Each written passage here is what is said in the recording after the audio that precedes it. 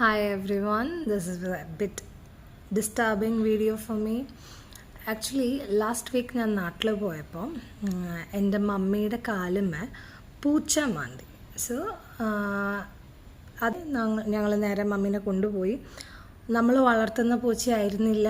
പൂച്ചയ്ക്ക് വാക്സിനേഷനോ അങ്ങനത്തെ കാര്യങ്ങളൊന്നും നമ്മൾ റെഗുലറൈസ് ചെയ്തിട്ട് എടുത്തിട്ടൊന്നും ഉണ്ടായിരുന്നില്ല. വീട്ടിൽ ബാക്ക് യാർഡിൽ നമ്മൾ ഈ മീനൊക്കെ നന്നാക്കുമ്പോൾ വരുന്ന ഒരു സാധാ അങ്ങനത്തെ ഒരു പൂച്ചക്കുട്ടി.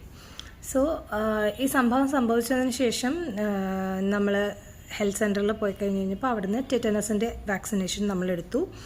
അതിനുശേഷമുള്ള വാക്സിനേഷന് വേണ്ടിയിട്ട് അവർ നമ്മളോട് മെഡിക്കൽ കോളേജിലേക്ക് പോകാനായിട്ട് പറഞ്ഞു.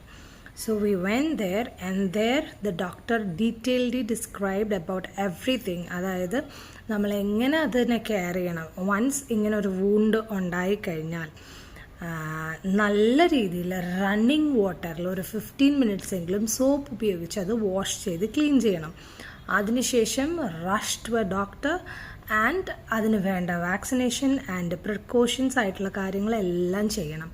ആരും ഇതൊരു ലൈറ്റ് കാര്യമാണ് അല്ലെങ്കിൽ ഇറ്റ്സ് ജസ്റ്റ് എ സ്ക്രാച്ച് അങ്ങനെ വിചാരിച്ച് വിട്ട് കളയരുത്. This is a serious thing. പട്ടി പൂച്ച അങ്ങനത്തെ മൃഗങ്ങൾ അവരുടെ ഇതിൽ ബാക്ടീരിയാസ് ഉണ്ടാവും and that can harm us. So please consider this as a warning and share it to your loved ones. ഇതിൻ്റെ കൂടെ ഞാൻ മമ്മിയുടെ കാലുമിലത്തെ ആ വീഡിയോ എങ്ങനെയാണ് പോകണ്ടുണ്ടായി. And this injection is directly injected to the area where the affected part is. Like ആ മുറിവ് ഉണ്ടായിരുന്ന സ്ഥലത്ത് തന്നെയാണ് 4 സ്ഥലത്ത് ഇഞ്ചെക്ഷൻ കിട്ടിയത് മമ്മിക്ക്. അതിനുശേഷം വേറെ 2 ഇഞ്ചെക്ഷൻസ് കണ്ടിന്യൂസ് 3 to 4 ഡേയ്സിൽ അവർ പറഞ്ഞ ദിവസങ്ങളിൽ വന്നെടുക്കേണ്ടതും ഉണ്ടായിരുന്നു. അപ്പോൾ അവർ പറഞ്ഞിട്ടുണ്ട് ഒരു രീതിയിലുള്ള പഴയ ഓൾഡ് സ്കൂൾ മെത്തേഡ്സ് ഒന്നും ട്രൈ ചെയ്യരുത്. Wash it thoroughly with the soap and rush to a doctor. So അടുത്തൊരു വീഡിയോയിൽ കാണാം. I hope this is informative for you.